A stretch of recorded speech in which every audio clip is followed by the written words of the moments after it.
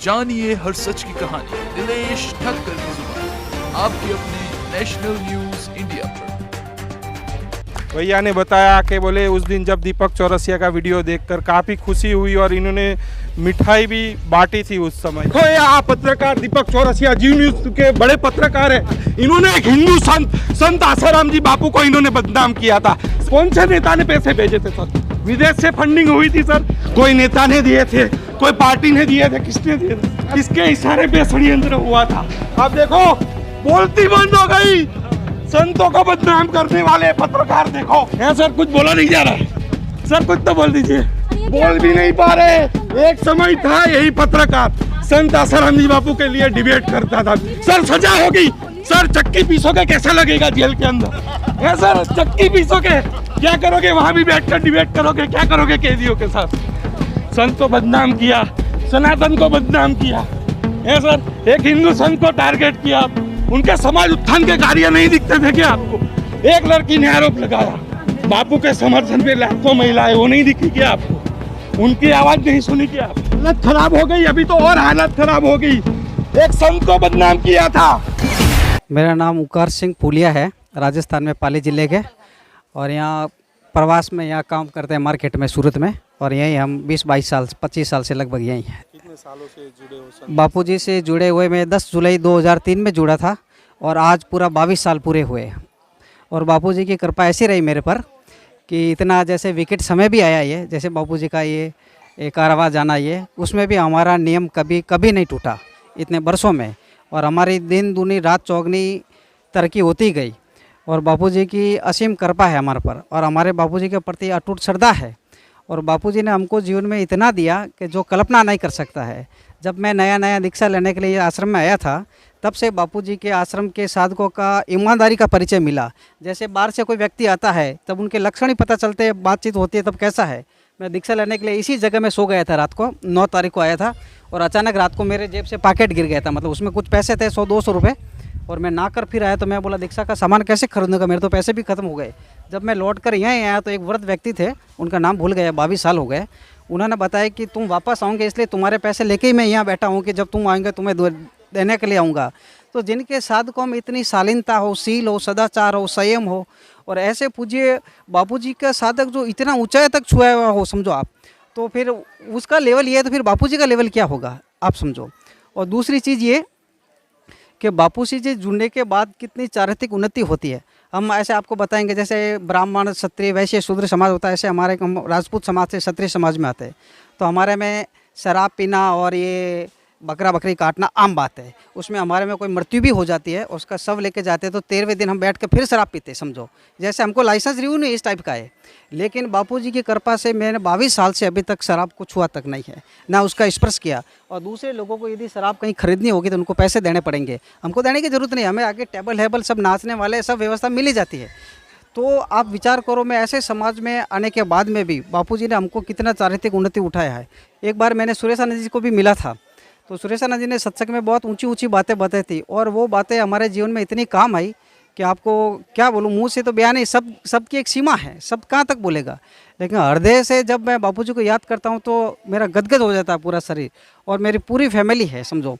तो वो शराब मांस कुछ भी छूती नहीं है, और रोज़ आरती करती है, गुरु गीता का पाठ करती है। मेरी छोटी लड़की है उधर के, उसके गुरु गीता के काफ़ी श्लोक याद है समझो आप। तो आप देखो कि गुरु महाराज की तो हमारे पर बड़ी भारी कृपा है। और जब जो व्यक्ति मेरे से भी जुड़ता है ना, तो वो ऐसा कहता है कि ये कोई जा रहा है कि ये बापू का कृपा पात्र शिष्य जा रहा है, इसे भाई टकराना मत है, नहीं तो भारी पड़ेगा। क्योंकि ये तो भारी पड़ेगा मतलब तो ये क्वालिटी गुरु से आई ना, हमारी तो पात्रता ही नहीं है। तो गुरु तो करुणा के सागर है, और बापूजी बहुत बार कहते हैं सांच को आँच नहीं, और ये बात सही पण है। आज देखो जैसे ये दुख के बादल थे, तो काफ़ी लोगों ने मेरे को, जब बापूजी का जब कारावास हुआ तो काफ़ी लोगों ने मेरे को पर्सनली फ़ोन करके पूछा कि अरे तुम्हारे बापू का क्या हुआ? अरे मैं कि सूरज को थोड़ी देर के लिए बादल ढक लेते हैं, सूरज कभी छुप नहीं सकता है, और सूरज में तो वो ताकत है कि बादल कब तक करेंगे। लेकिन एक आंधी तूफान का भी, उनका भी एक समय सीमा होती है। जैसे तुलसीदास जी ने रामायण में कहा है कि ईश्वरी कर्म है मिथ्या दोष लगाई, तो ये थोड़ा बहुत आता ही है, ग्रह दशा का चक्कर है ये।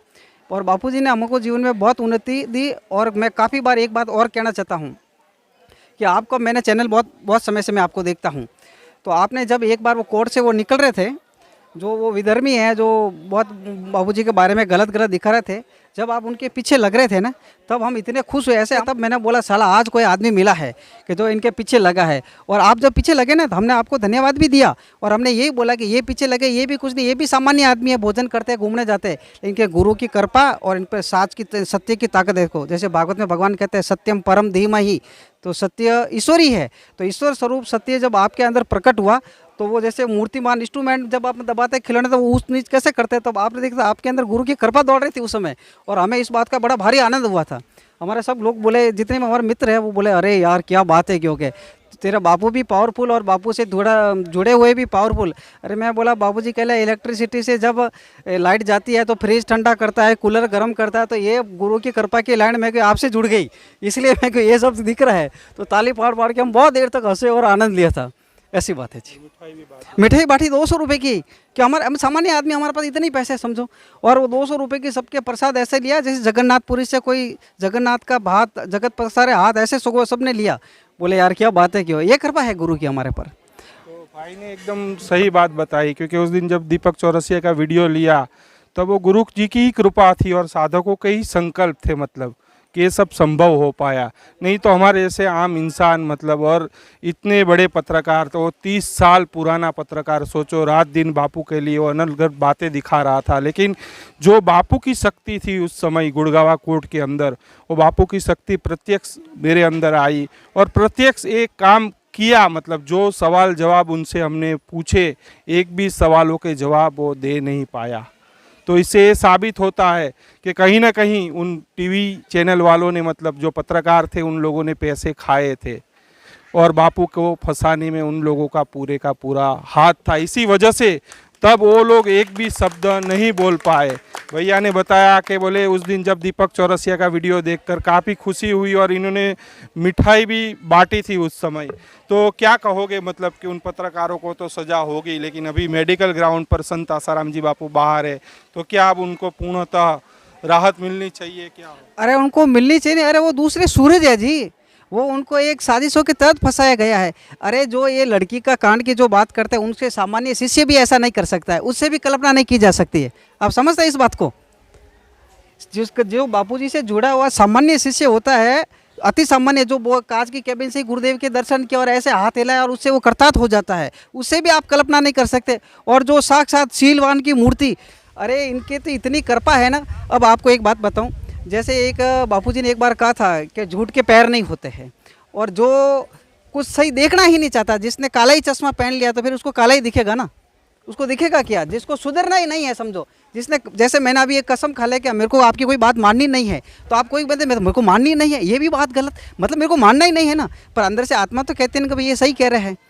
और आपने जो गुरुदेव के लिए जो मेहनत कर रहे हैं ना, ये आपने अपना इतना ऊपर के धाम में लोगों में जाने के लिए जो सीढ़ियाँ बनी है ना, ये कल्पना नहीं कर सकते आप। आपने यदि ज़मीन, ये छोटा फ्लैट बेच के भी पैसे कमा कर भी आप नहीं कर सकते, वो कार्यक्रम आप कर रहे हैं गुरुजी की कृपा से। तो इनका यही कहना है कि संत आसाराम जी बापू को मेडिकल ग्राउंड पर मतलब राहत मिली है, तो अब संत आसाराम जी बापू को पूर्ण राहत मिलनी चाहिए। और भक्तों का यही कहना है कि जो भी 12 सालों में आरोप लगे उसमें जरा भी सच्चाई नहीं। भक्त आज भी बापू को निर्दोष मानते हैं, भक्त आज भी बापू को भगवान मानते हैं।